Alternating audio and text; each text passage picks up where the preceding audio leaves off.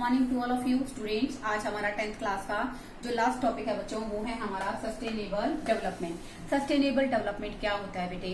धारणीय विकास की धारणा। जिसका अर्थ क्या होता है बेटे कि हम अपने जितने रिसोर्सेज हमारे पास एट प्रेजेंट अवेलेबल हैं अपनी डेवलपमेंट के लिए इनका यूज करें। सस्टेनेबल डेवलपमेंट आपको ये नहीं कहते कि आप रिसोर्सेज का यूज नहीं कीजिए, आप रिसोर्सेज का इस तरह से यूज करो कि आने वाली पीढ़ी को भी रिसोर्सेज अवेलेबल हो सके। यानी कि we have to use the resources rationally, सोच समझकर हमें रिसोर्सेज का इकोनॉमिकली मैनर में यूज करना चाहिए ताकि आने वाली पीढ़ी को रिसोर्सेज अवेलेबल कराए जा सके। तो देखो बच्चों, sustainable development is a development. Sustainable development ऐसी तरह की डेवलपमेंट है in which we are using resources, हम रिसोर्सेज का यूज कर रहे हैं इन सच अ वे, उस तरीके से वी आर नॉट कॉम्प्रोमाइजिंग, हम किसी भी तरह से हमारी प्रेजेंट नीड्स आज की आवश्यकताओं के साथ कोई कॉम्प्रोमाइज नहीं कर रहे and also conserving the resources, और रिसोर्सेज को सुरक्षित कर रहे हैं आने वाली पीढ़ी के लिए। तो देखो बेटे, सस्टेनेबल डेवलपमेंट एक इस तरह की डेवलपमेंट है जिसके अंदर हम अपने रिसोर्सेज का इस तरह से यूज कर रहे हैं कि हमारी प्रेजेंट नीड्स भी सेटिस्फाई हो और आने वाली पीढ़ी को भी रिसोर्सेज अवेलेबल कराए जा सके। ओके, अब बात करते हैं डेवलपमेंट ऑफ इकोनॉमी। मान लो बेटे की इंडस्ट्रियलिस्ट है, वो अपनी इंडस्ट्री की डेवलपमेंट करना चाहता है, तो ही और she also demand for the more resources. अगर आप इकोनॉमिक की डेवलपमेंट करेंगे, मान लो एक इंडस्ट्रियलिस्ट है बच्चों, बिजनेस की डेवलपमेंट करना चाहता है, ज्यादा फैक्ट्री लगाना चाहता है, तो ज्यादा कोयले का यूज करेगा, ज्यादा इलेक्ट्रिसिटी का यूज करेगा, ठीक है बच्चों, ज्यादा रिसोर्सेज का यूज करेगा।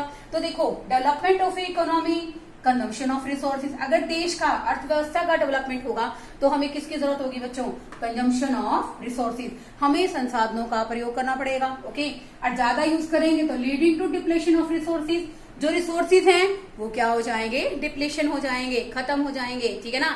अब देखो बेटे, sustainable use of resources are required. तो जरूरत क्या है?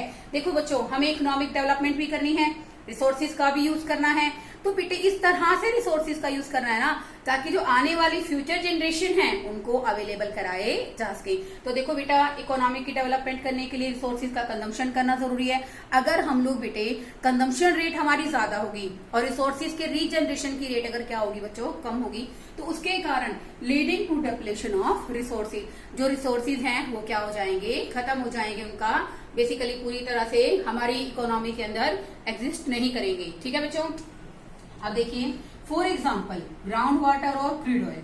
इससे पहले मैं आपको एक टर्म बताना चाहूंगी बच्चों, there are two types of resources. First is renewable resources and second is non renewable resources. जो हमारे रिसोर्सेज हैं वो क्या है स्टूडेंट्स? Non renewable resources. इन सब का कहने का मतलब क्या? रिन्यू, जिसको हम लोग रीजनरेट कर सकें इकोनॉमी के अंदर, उनको कहते हैं बच्चों हम लोग रिन्यूएबल रिसोर्सेज। एक होता है बच्चों non renewable resources. Non renewable resources are दो resources which we can't regenerate in our economy, जिनको हम अपनी इकोनॉमी के अंदर रीजनरेट नहीं कर सकते।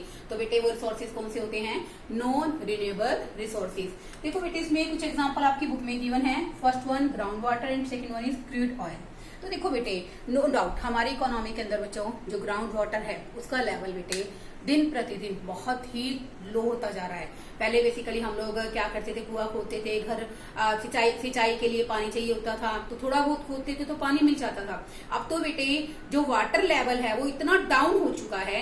क्योंकि क्यों गया है वाटर लेवल डाउन? क्योंकि बेटे हम लोग बेसिकली रेकलेसली वाटर रिसोर्सेज का यूज कर रहे हैं।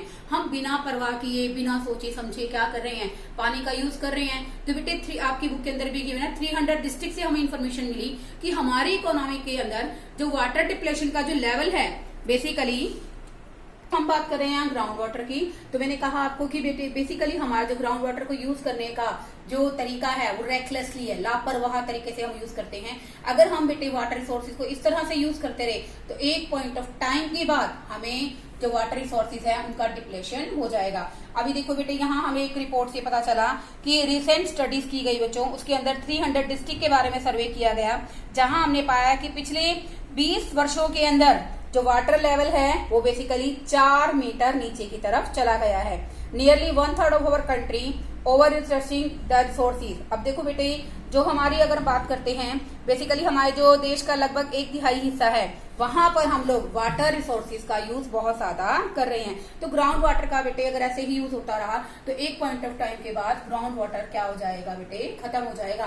क्योंकि बेटे ग्राउंड वाटर को रिचार्ज कैसे करते हैं, कैसे रीजनरेट होता है, जब वर्षा का पानी आता है, ठीक है बच्चों, जब बारिश आती है तो पानी क्या हो जाता है, भूमि के नीचे चला जाता है, ग्राउंड वाटर का लेवल बढ़ जाता है। तो बेटे यहाँ पर रीजनरेशन की जो परसेंटेज है, रीजनरेशन का जो हम कह सकते हैं कि जो लेवल है वो काफी कम है, लेकिन यूज करने का लेवल क्या है बच्चों, ज्यादा है। तो बेटे हमारा अल्टीमेटली यही है कि हमें रिसोर्सेज का यूज करना चाहिए, लेकिन आने वाली पीढ़ी के लिए भी रिसोर्सेज को कंजर्व करके रखना चाहिए। अब हम बात करते हैं क्रूड ऑयल की। क्रूड ऑयल किस टाइप का रिसोर्सेज है बच्चों, नॉन रिन्यूएबल रिसोर्सेज। देखो बेटे अगर हम लोग ऑयल वेल से ऐसे ही बेसिकली ऑयल्स को एक्सट्रैक्ट करते रहेंगे, ठीक है ना, तो एक टाइम के बाद हमारे पास जो बेसिकली तेल के भंडार है वो क्या हो जाएंगे बच्चों, खत्म हो जाएंगे। अब तेल के भंडार जब खत्म हो जाएंगे तो आपको पता है बेटे क्रूड ऑयल की रिक्वायरमेंट फैक्ट्रीज के अंदर भी है, व्हीकल्स के अंदर भी है। There are so many industries which are develop on a crude oil, okay. Then India is compared to import such type of oil from there Iraq countries. तो नो डाउट बेटे हमें ऑयल गल्फ कंट्रीज से क्या करना पड़ेगा, oil को import करना पड़ेगा, जिसके कारण हमारी इंडियन इकोनॉमी पे एक फाइनेंशियल बर्डन क्रिएट हो जाएगा। तो देखो बेटे जो क्रूड ऑयल है हमें इसका यूज भी, क्योंकि ये बच्चों क्या है, एक नॉन रिन्यूएबल सोर्सेज है, बिल्कुल रैशनल तरीके से इसका यूज करना चाहिए ताकि आज प्रेजेंट प्रोडक्शन को भी इंक्रीज किया जा सके without threatening the development for the future generation. Future generation को भी किसी प्रकार के संकट का सामना नहीं करना पड़े। तो देखो बेटे इसके लिए मैंने एक स्टेटमेंट आपके लिए लिखी जो आपकी बुक में गिवन है, we have inherited the world from our forefathers. हमें जो बेटे विश्व मिला है ये हमारे पूर्वजों से हमें विरासत में नहीं मिला है, हमारे पूर्वजों की देन नहीं है, बल्कि we have borrowed it from our children. हमने इसे अपने बच्चों से उधार लिया है ताकि हम उनको उसी रूप में संरक्षित करके वापस कर सकें। इसका मतलब बेटे जो एनवायरमेंट, जो रिसोर्सेज हम इकोनॉमी के अंदर यूज कर रहे हैं वो हमें हमारे पूर्वजों ने हमें विरासत के रूप में नहीं दिए हैं, हमें हमारी मलकियत के रूप में नहीं दिए हैं। बेसिकली वो रिसोर्सेज हमने अपने बच्चों से उधार लिए हैं डेवलपमेंट करने के लिए, और हमें पूरी तरह से कंजर्व करके अपने उन बच्चों को लौटाना पड़ेगा, ठीक है बच्चों। तो इसलिए बेटे सस्टेनेबल डेवलपमेंट इस तरह की डेवलपमेंट है जो रिसोर्सेज का यूज करना सिखाती है, लेकिन साथ साथ बच्चों उसको डिप्लेशन होने से बचाती है, और प्लस बेसिकली फ्यूचर जनरेशन के लिए रिसोर्स को कैसे कंजर्व किया जा सके उसके बारे में हमें बताती है। स्टूडेंट्स बेटे आज हमारा चैप्टर कंप्लीट हो गया। आई होप आपको चैप्टर समझ में आया होगा। इससे रिलेटेड क्वेश्चंस बनते हैं उनको आप अच्छे ढंग से प्रिपेयर कीजिए। किसी को कोई डाउट है तो आप मुझे बता दीजिए। ओके।